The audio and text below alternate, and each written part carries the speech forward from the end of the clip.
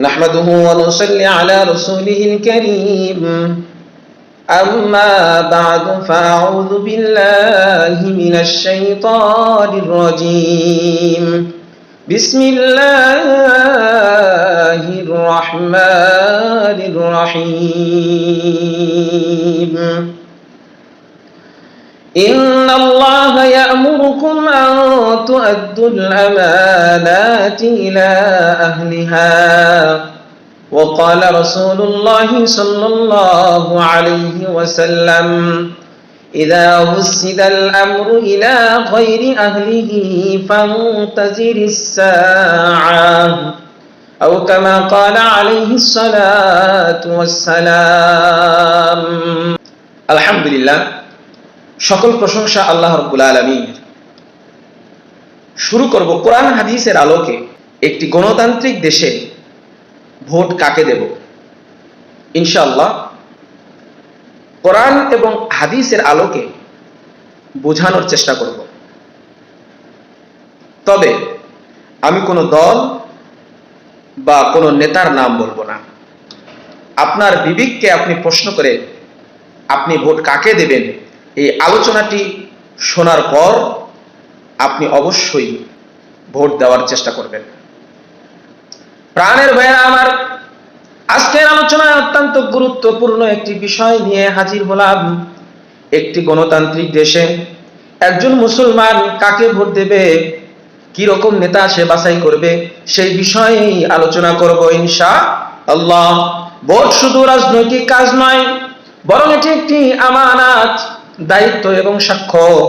আপনি যাকে ভোট দেবেন সে আপনার পক্ষ থেকে সিদ্ধান্ত নেবে, সুতরাং এটি ইবাদতের মতোই জবাবদিহিতার একটি বিষয়। সূরা নিসার ৫৮ নম্বর আয়াতে আল্লাহ রাব্বুল আলামিন বলেন, ইন্নাল্লাহা ইয়া'মুরুকুম আন তু'আদ্দুল আমানাতি ইলা আহলিহা। নিশ্চয়ই আল্লাহ রাব্বুল আলামিন তোমাদের নির্দেশ দিয়েছেন তোমরা আমানত সমূহ তার হকদারের কাছে পৌঁছে দাও। এই আয়াতের ব্যাখ্যা করলে বোঝা যায়, মুফাসসিরিনে কেরাম এইভাবে ব্যাখ্যা করেছেন, ভোট হচ্ছে ক্ষমতার একটি আমানত। অযোগ্য ব্যক্তিকে ভোট দেওয়া মানে আমানতের খেয়ানত করা। সুতরাং নেতৃত্ব তুলে দিতে হবে যোগ্য এবং তাকওয়াবান ব্যক্তির হাতে। আমানতদারের ব্যাপারে আল্লাহ রাব্বুল আলামিন কোরআনের অন্য একটি আয়াতে সূরা কাসাস এর ২৬ নম্বর আয়াতে আল্লাহ রাব্বুল আলামিন বলেন, ইন্না খায়রা মান ইসতা'জারতাল কবিয়্যুল আমিন। সর্বোত্তম ব্যক্তি হলো সেই ব্যক্তি যেই ব্যক্তি শক্তিশালী, যোগ্য এবং বিশ্বস্ত আমানতদার। এই আয়াতের মাধ্যমে আল্লাহ রাব্বুল আলামিন আমাদেরকে নেতার কেমন গুণ হবে সেই মেসেজটা দেওয়ার চেষ্টা করেছেন, সেই মেসেজটা আমাদের কাছে পৌঁছে দিয়েছেন। নেতার দুইটি গুণ দেখতে হবে, ১ নাম্বার যোগ্যতা আর ২ নাম্বার হচ্ছে আমানতদারিতা এবং সততা। শুধু জনপ্রিয়তা বা দলীয় পরিচয় যথেষ্ট নয়। আল্লাহ রাব্বুল আলামিন সূরা হুদের ১১৩ নম্বর আয়াতে অন্যায়কারীদের সমর্থন করাকে হারাম বলেছেন। ওয়ালা তারকানু ইলাল্লাযীনা যালামু ফাতামাসসাকুমুন নার। তোমরা জালিমদের প্রতি ঝুঁকে পড়ো না, জালিমদের প্রতি তোমরা সদয় হইও না, তাহলে আগুন তোমাদের স্পর্শ করবে, অর্থাৎ জাহান্নাম তোমাদের জন্য অপেক্ষমান রয়েছে। এই আয়াতের ব্যাখ্যা করতে গিয়ে মুফাসসিরিনগণ বলেন, যেই নেতা দুর্নীতিবাজ, জুলুমকারী, ঘুষখোর, ইসলাম বিদ্বেষী, তাকে ভোট দেওয়া মানে তার জুলুমের সাথে তুমিও অংশগ্রহণ করলা, তার জুলুমের সাথে অংশ নেওয়া। কাজেই এমন ব্যক্তিকে ভোট দেওয়া যাবে না। আল্লাহ রাব্বুল আলামিন সূরা বাকারার ২৮৩ নম্বর আয়াতে ভোট দেওয়াকে এক ধরনের সাক্ষী দেওয়ার হিসাবে গণ্য করেছেন, সুতরাং এটাকে গোপন করাও যাবে না। আল্লাহ রাব্বুল আলামিন বলেন, ওয়ালা তাকতুমুশ শাহাদা। তোমরা তোমাদের সাক্ষ্যগুলোকে গোপন করো না। এই আয়াতের ব্যাখ্যায় মুফাসসিরিনগণ বলেন, যদি ভালো প্রার্থী থাকে অথচ অলসতা বা ভয়ে ভোট দেন নাই, অলসতা করেই হোক অথবা ভয়ে হোক আপনি ভোট দিতে যান নাই বা ভোট দেন নাই, তাহলে বুঝতে হবে আপনি সাক্ষ্য গোপন করেছেন। তাহলে বুঝতে হবে আপনি সাক্ষ্য গোপন করেছেন। মনে রাখবেন, খারাপ নেতৃত্ব কিন্তু সমাজ ধ্বংস করে দেয়। খারাপ নেতৃত্ব কিন্তু সমাজ ধ্বংস করে দেয়। বুখারী শরীফের মধ্যে এসেছে, রাসূলুল্লাহ সাল্লাল্লাহু আলাইহি ওয়াসাল্লাম বলেছেন, ইযা হুসিদাল আমরু ইলা গায়রি আহলিহি ফান্তাজিরিস সাআহ। যখন দায়িত্ব অযোগ্যদের হাতে তুলে দেওয়া হয় তখন কিয়ামতের অপেক্ষা করো। অর্থাৎ রাসূল সাল্লাল্লাহু আলাইহি সাল্লাম এটাই বোঝাতে চেয়েছেন, যখন কোন অযোগ্য ব্যক্তির হাতে রাষ্ট্র ক্ষমতা চলে যাবে, সমাজের নেতৃত্ব দান করবে, ওই সময়ই কিয়ামতের অপেক্ষায় থাকো। হাদিসের ব্যাখ্যায় হাদিস বিশারদগণ বলেছেন, অযোগ্য লোককে ভোট দিলে তিনটি ক্ষতির সম্মুখীন হতে হবে। 1 নাম্বার, দুর্নীতি বৃদ্ধি পাবে। 2 নাম্বার, বিচার ব্যবস্থা নষ্ট হয়ে যাবে। 3 নাম্বার, ইসলাম অবহেলিত হয়ে যাবে। 4 নাম্বার, এই সমাজটা ধ্বংস করে ফেলবে। এই 4টা গুণ তাদের মধ্যে দেখা যাবে। এখন প্রশ্ন হলো, তাহলে কাকে আমরা ভোট দেব? ইসলামী মানদণ্ড কি বলে? একজন মুসলমানের কয়েকটি জিনিস খুঁজে দেখা উচিত।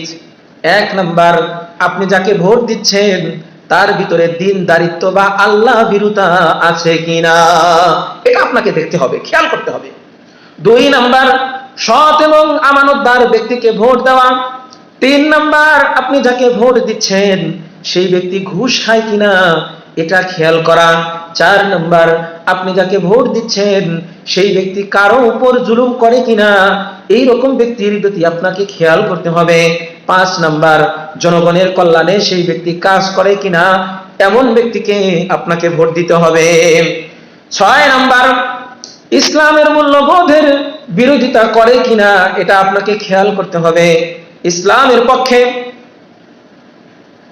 কোন দল বের হয়ে গেছে আর সেই দলের বিপক্ষে ওই ব্যক্তি মাথা চাড়া দিয়ে ওঠে কিনা এটা আপনাকে খেয়াল করতে হবে।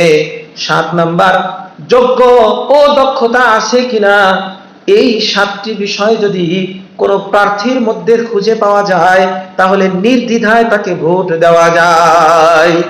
এখন প্রশ্ন হলো, কিরকম প্রার্থীকে ভোট দেওয়া যাবে না? 1 নাম্বার, ঘুষখোর, মদখোর, ব্যভিচার, অন্যায় লিপ্ত আছে এমন ব্যক্তিকে ভোট দেওয়া যাবে না। 2 নাম্বার, ইসলাম বিরোধী আইন সমর্থন করে এমন ব্যক্তিকে ভোট দেওয়া যাবে না। 3 নাম্বার, ক্ষমতা দখল করার জন্য মিথ্যার পর মিথ্যা আশ্বাস দিতে থাকে এমন ব্যক্তিকে ভোট দেওয়া যাবে না। আর 4 নাম্বার, ক্ষমতার অপব্যবহারকারী এমন ব্যক্তিকে ভোট দেওয়া যাবে না। 5 নাম্বার, কোন জালিম ব্যক্তিকে ক্ষমতাসীন বা ক্ষমতার আসনে বসানো যাবে না, এই সমস্ত লোকদেরকে ভোট দেওয়া যাবে না। এই সমস্ত গোলগুলো যাদের মধ্যে আছে তাদেরকে ভোট দেওয়া যাবে না।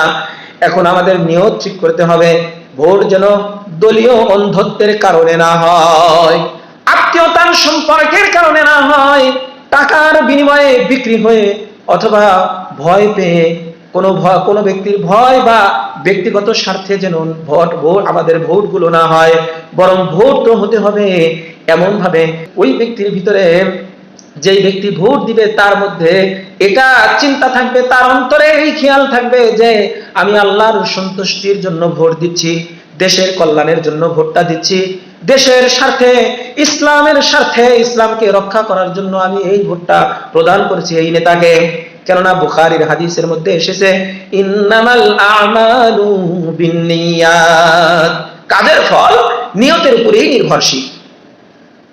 এখন প্রশ্ন হলো, ভোট না দিলে কি গুনাহ হবে নাকি? যদি আপনার ভোটের কারণে একজন জালিম হেরে যেত আর একটা ভালো লোক সেখানে জিতে যেত, তাহলে ভোট না দেওয়া আপনার জন্য গুনাহের কারণ হতে পারে, কারণ আপনি সমাজ সংশোধনের সুযোগটা নষ্ট করে ফেলেছেন। প্রিয় বন্ধুগণ আমার, এতক্ষণ তো বকবক করে গেলাম, এখন চূড়ান্ত নসিহত হলো, ভোট কেবল রাজনীতি নয়, এটা কিয়ামতের দিন আল্লাহর সামনে জবাবদিহিতা করার একটা বিষয়। আজ যেই বুতামে চাপ দিয়ে ভোট দিচ্ছেন, কাল সেই ভোটের কারণে কিয়ামতের ময়দানে আপনাকে হিসাব দিতে হবে। মনে রাখবেন, ভোট হচ্ছে একটা আমানত, ভোট হচ্ছে একটা সাক্ষী, ভোট হচ্ছে একটা দায়িত্ব, ভোট হচ্ছে ইবাদত স্বরূপ একটা কাজ। সর্বশেষ আমরা এটা বলতে পারি, ভোট এমন ব্যক্তিকে দেওয়া যে ব্যক্তি ক্ষমতা পেলে ইসলামের উন্নতি হবে, দেশের কল্যাণ হবে এবং আমানতের খেয়ানত করবে না, অর্থাৎ মানুষকে যে সমস্ত আশ্বাস দিয়েছে সেইগুলো পূরণ করার চেষ্টা করবে। নির্বাচনের আগে এই দোয়া করতে পারি যে আল্লাহুম্মা ওয়াল্লি আলাইনা খিয়ারানা ওয়ালা তাওয়াল্লি আলাইনা শিরারানা। হে আল্লাহ, আমাদের উপর উত্তম লোকদের নেতৃত্ব দাও, খারাপ লোকদেরকে দিও না। আল্লাহ তাআলা আমাদেরকে সঠিক সিদ্ধান্ত নেওয়ার তৌফিক দান করুন, সৎ ও দিনদার নেতৃত্ব নির্বাচন করার তৌফিক দান করুন এবং দেশ ও উম্মাহকে ফিতনা থেকে হেফাজত করুন। সকলেই পড়েন আমিন। ওয়া আখিরু দাওয়ানা আনিল হামদুলিল্লাহি রাব্বিল আলামিন। ওয়াসসালামু আলাইকুম ওয়া রাহমাতুল্লাহি ওয়া বারাকাতুহু।